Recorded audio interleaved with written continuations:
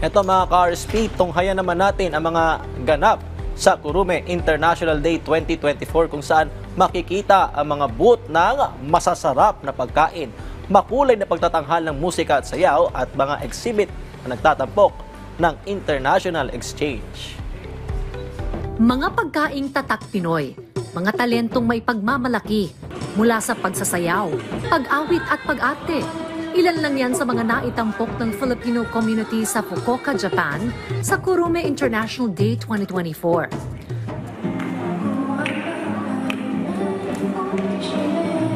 Today we have very special stage events from 12 to 16.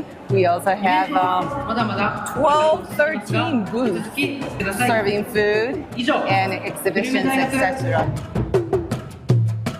Itong event na ito ay ginawa since 2012 para magkaisa ang mga foreigners dito sa Kurume City.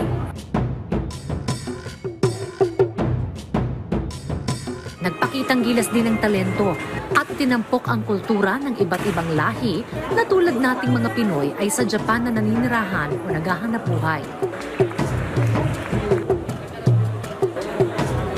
Nag-ipon-ipon yung mga lahat ng mga iba't ibang lahi dito. Tapos meron kaming iba't ibang sayaw, ibang palabas, mga food, pagkain ng mga iba't ibang lahi. Nakatutuwa ding isipin ang mainit na pagtanggap ng mga banyaga sa mga Pilipino. We have very good relationship between Filipinos living in Kurume. They're friendly. They're very outgoing. I just love them. I'm happy being around. Yung volunteer namin, yung unity, yung volunteer group namin ay binubuo ng mga Filipino community. Pero may mga kasama din kayong mga Japanese na mga tumutulong sa amin para dito.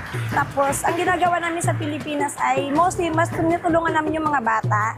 Layunin ng Kurume International Day ay promote ang coexistence ng iba't ibang lahi at maisulong ang mas malalim na ugnayan sa pagitan ng mga bansa.